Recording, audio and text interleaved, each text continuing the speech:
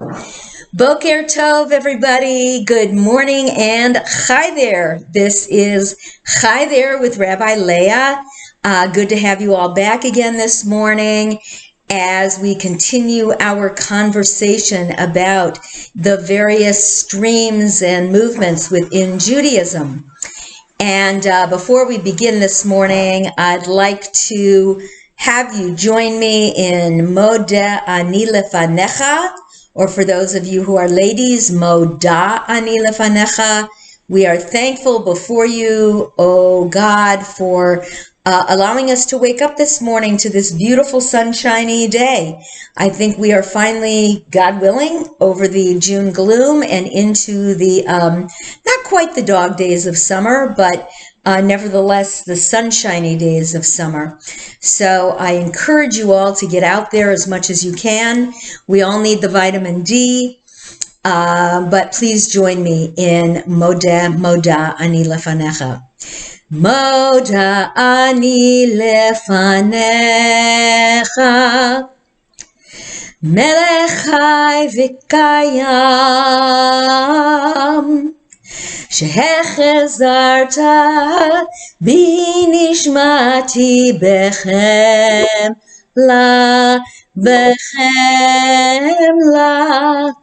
רבה אמונתך רבה אמונתך.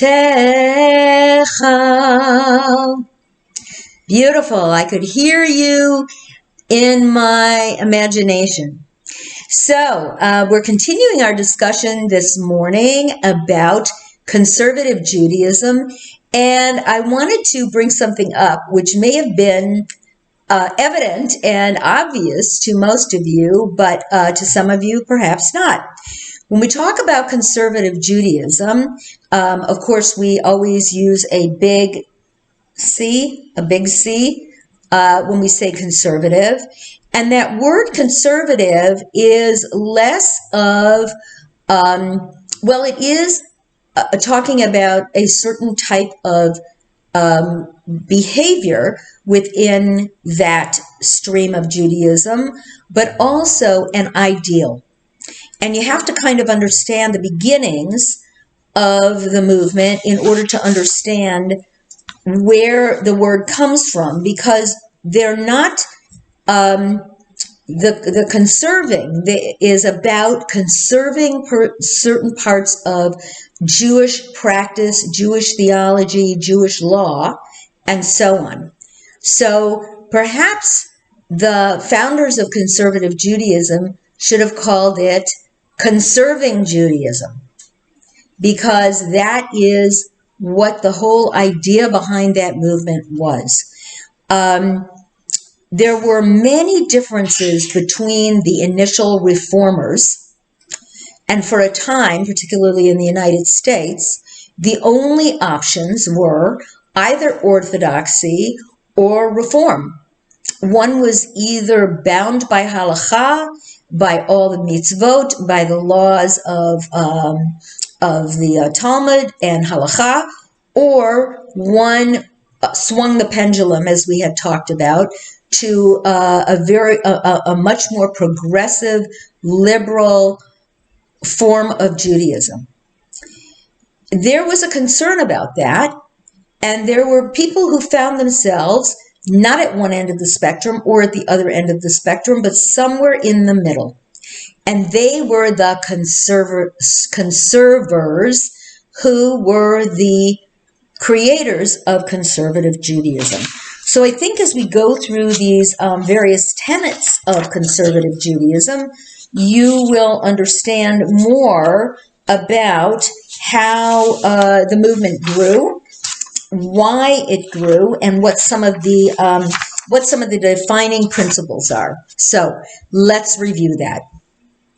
First of all, conservative Judaism is a modern stream of Judaism, and by modern I mean late 18th and 20th century is when it began to be kind of identified as something separate and distinct from Orthodox and Reform. And their attempt was to avoid either the extreme of orthodoxy or the extreme of the very progressive movement found in Reform Judaism, and a desire to conserve the traditional elements of Judaism while allowing for some reasonable modernization and rabbinical development. So up until that time, rabbis had been seen almost strictly as arbiters of Jewish law. When there was a question related to halakha, the rabbi, whoever the rabbi of that particular shul was or that particular geographic area, they were the arbiters, they were the deciders, so to speak, and one went to their rabbi or their rebbe for information on how to proceed on a matter of Jewish law.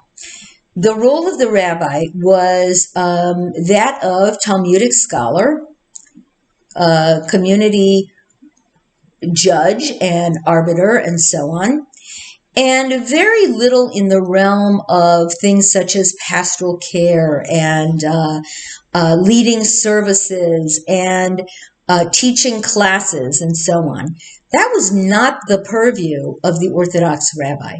The Orthodox rabbi would certainly teach through their exposition on Talmud and Torah and so on, but not teaching of classes in the traditional sense, or involvement with a religious school, or preaching from a bima on a Friday night or on a Saturday morning or on a holy day. That was really not part of the job description, so to speak. That was much more pronounced in the Reform movement, perhaps to the exclusion of some other things. And we know, for example, that during the early Reform years, during the early years of the Reform movement, that there was a significant emphasis on preaching. And when you look at rabbis like Abba Hillel Silver and Rabbi Stephen M. Wise and so on, these were great orators, and we actually have recordings of some of the speeches they gave. And Stephen M. Wise was actually preached in Carnegie Hall on Sunday mornings. That is when the services were. And so much was borrowed from Protestantism within the progressive movement. Rabbis were early on called reverend, wore black robes when they preached. If you look at many of the early Reform synagogues, they looked much like churches, with the podium or the bima upon which the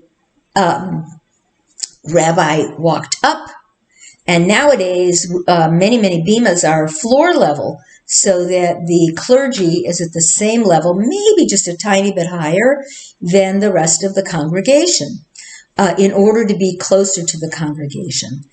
But when conservative Judaism came along and decided that they just weren't comfortable with some of these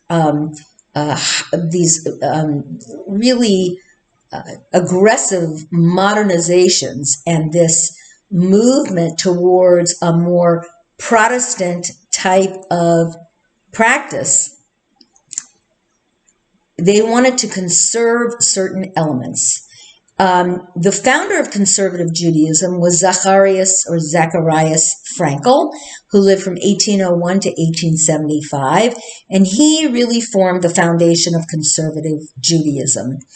And he broke away from the Reform movement still when he was in Germany in the 1840s, insisting that Jewish tradition and rituals in the Reform movement had become non-essential.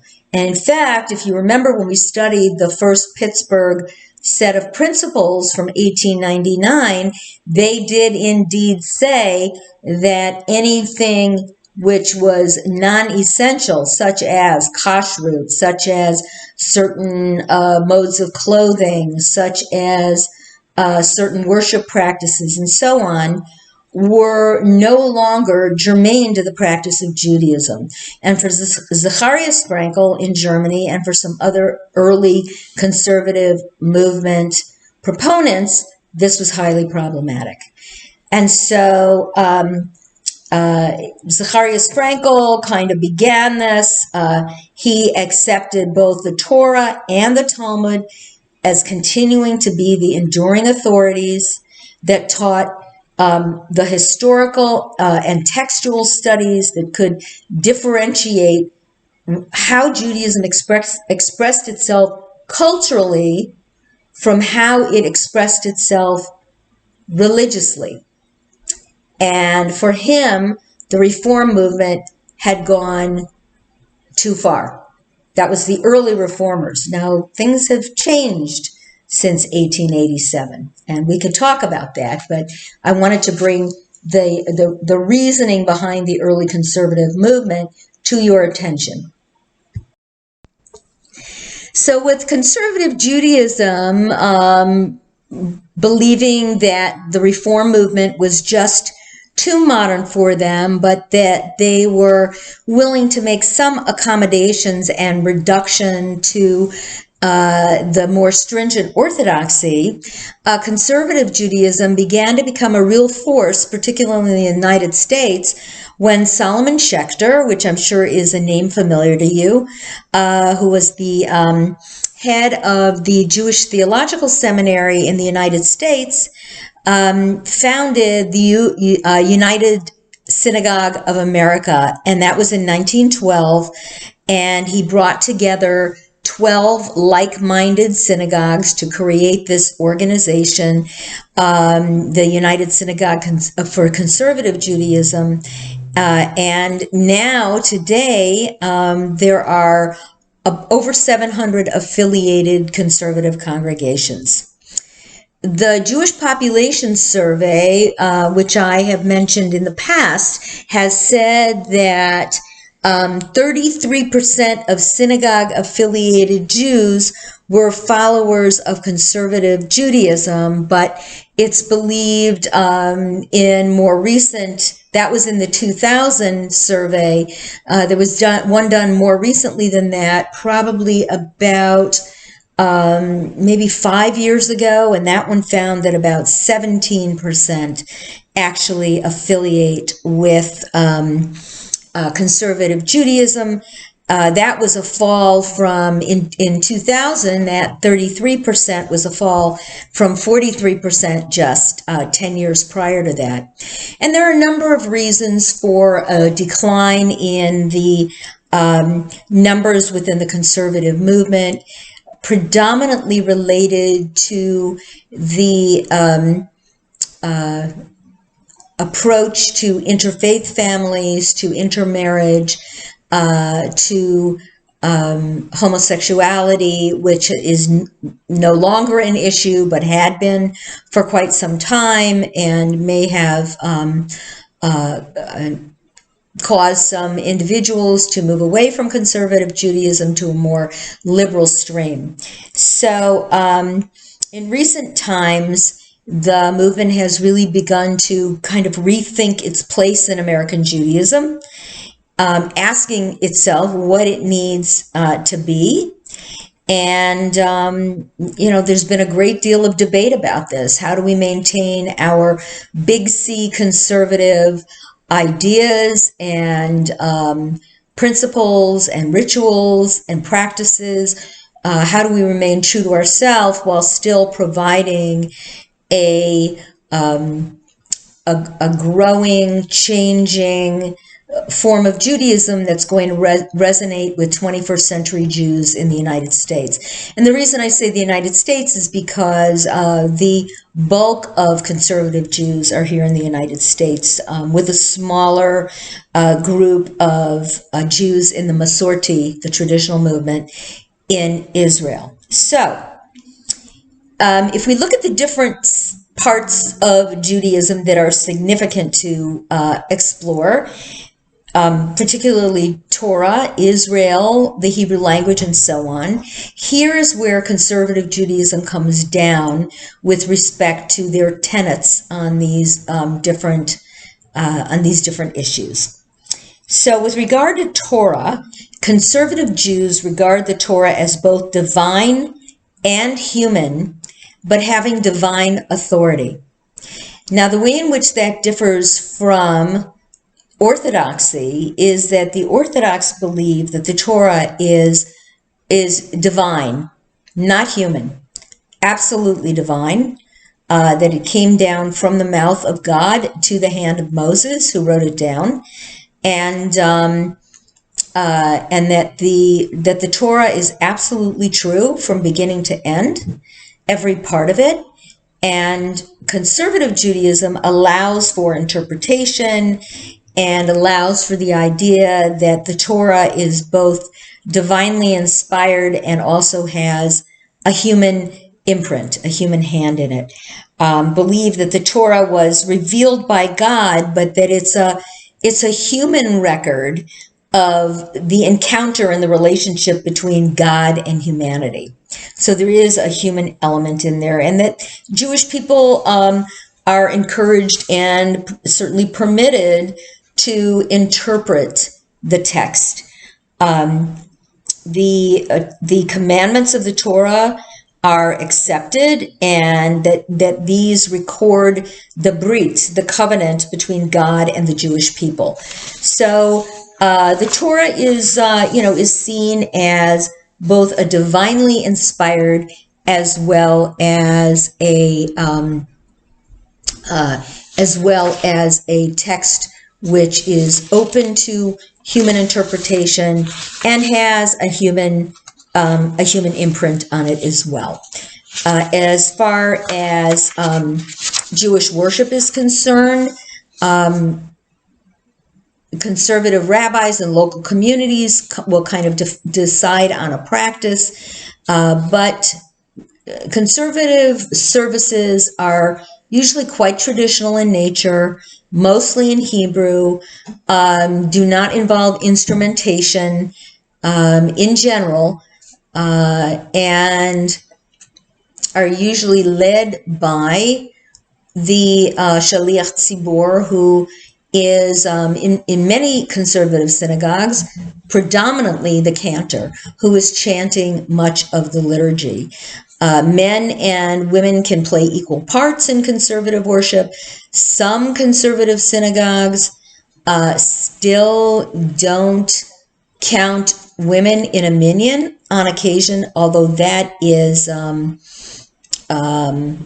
rarer these days than ever before. And of course, the movement accepts women rabbis.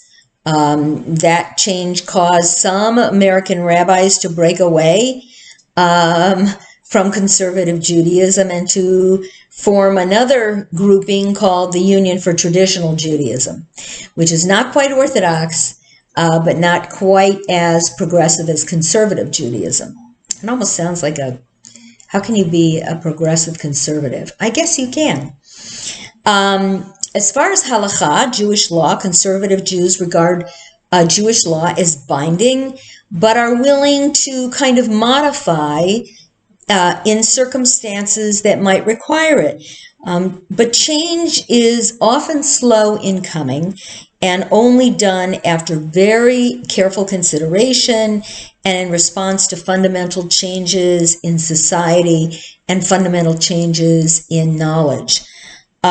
So a couple of those changes, which I can give you as examples of more recent changes, and by recent I mean over the last couple of decades. One, of course, was the acceptance of women in the rabbinate and as full clergy partners with male rabbis.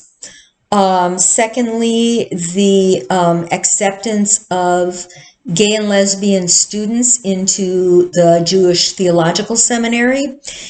Prior to not so long ago, and by that I mean a decade or less, The conservative seminary, Jewish Theological Seminary, did not accept gay and lesbian students, at least those who were out, and anyone who wanted to attend that seminary who was gay was not out of the closet. They did not admit to their sexual orientation, or they could be dismissed from the college. That is no longer the case, or from the seminary. So that is no longer the case. And there are, of course, lesbian, gay, transgender rabbis serving in congregations all over the United States, and I'm sure all over the world. So change has always been based on precedent and principles and techniques of Jewish law. And where research shows that there's a choice of either strict or more lenient precedents that can be applied, the lenient ruling is usually the one that is preferred.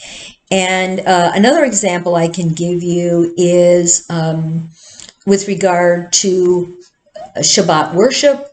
There for many years, the conservative movement did not allow their congregants to drive to shul.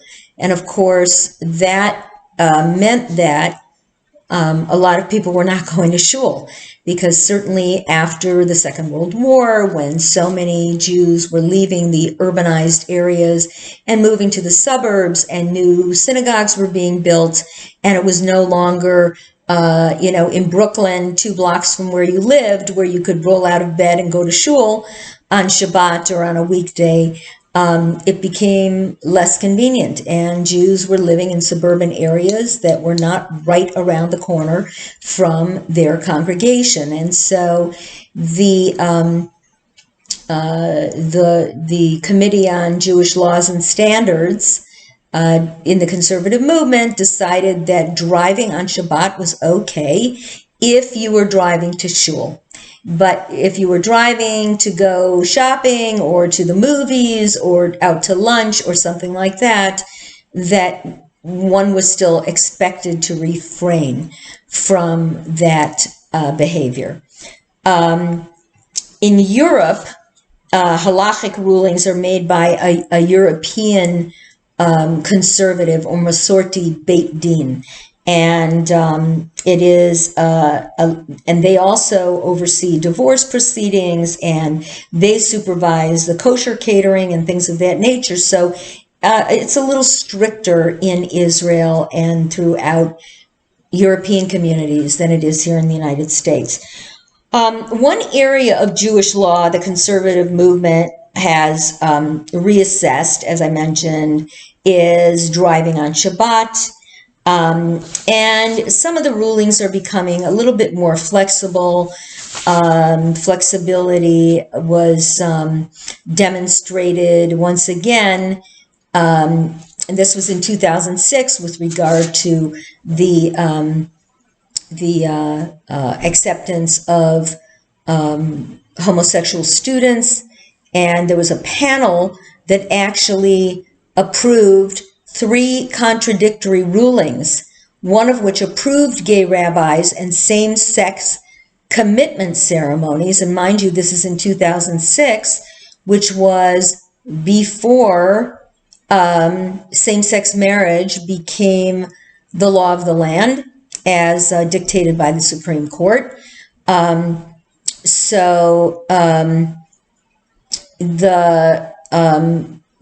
One position was a much stricter position, and the individual who was on the panel deciding this eventually left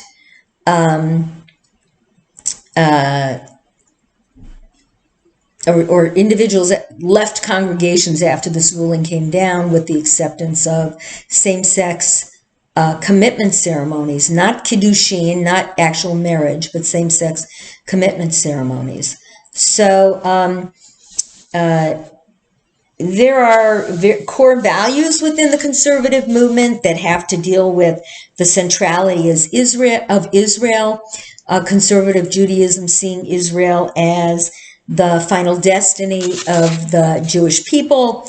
Hebrew is seen as the irreplaceable language of Jewish expression. So again, as I mentioned, services are held predominantly in Hebrew, and Hebrew literacy is key to Judaism. Frankly, I don't know how anybody becomes Hebrew literate when kids are spending a maximum of 1 day in Hebrew school and 1 day in Sunday school where they're learning other Judaic things. Pretty hard to do. So I have seen some changes in the conservative prayer books over the years that are including more English translations and more literary type readings that would be translations of prayers. There's a strict devotion to the idea of Kalal Yisrael, meaning that the entire Jewish community of the world is one Jewish community. That Torah is still is no less sacred today than it was a couple of thousand years ago, and that it still shapes and reshapes Judaism through our understanding. And a strong belief in God in the Masorti vision or the Masorti tradition. So as I mentioned, the movement grew out of the disputes that a group of Jews who were no longer satisfied with orthodoxy were not in tune with some of the more progressive Jews of the early Reform movement in the late 19th century in Europe, and therefore found this kind of middle of the road. But what I do want to say is that there is very little on the surface and on the face of it that today might lead one to affiliate with a conservative congregation versus a Reform congregation. Much of it is based on a comfort level where somebody feels they may go, they may be shul shopping, and if they want to affiliate with a congregation, and would sit in on services and talk to the rabbi, and maybe if they have children, observe what's going on in a religious school or something of that nature, to find where they feel more at home. But having worshiped in conservative settings and Reform settings, I can tell you that there's not a significant difference anymore. Conservative services tend to go a bit longer because, particularly, for example, on a Saturday morning, there will be a Musaf service. There will be some additional pieces of liturgy that may not be done in the Reform movement, but it's hard to tell. I mean, Reform Jews are wearing kippot and talitot and tefillin on weekday morning services and praying more in Hebrew. The early Reformers believed that you had to pray in the vernacular. So if you lived in the United States, English was the preferred language of prayer. And that was because that's what Americans understood. And the Americans coming to the United States from Germany and other places in Europe wanted something new and different. So English was the language of prayer here in the United States. Usually only Ve'ahavta, Shema, and Kaddish were done in Hebrew, and maybe a couple of other prayers, but usually not. So that is all I want to share with you today, because I don't want to run long. I know you have exercise after this, and God forbid I don't want this to run into exercise. But I will say that next Tuesday, I'll focus just a tiny bit more on the issue of intermarriage in conservative Judaism. And then we're going to go on to some of the post-denominational forms of Judaism, which I hope you will find interesting. So don't forget, tomorrow night, 4:45, blessings for Shabbat, and Saturday morning Shabbat services, Saturday night Havdalah, Lehitraot. I'll see you all again tomorrow night. Bye-bye.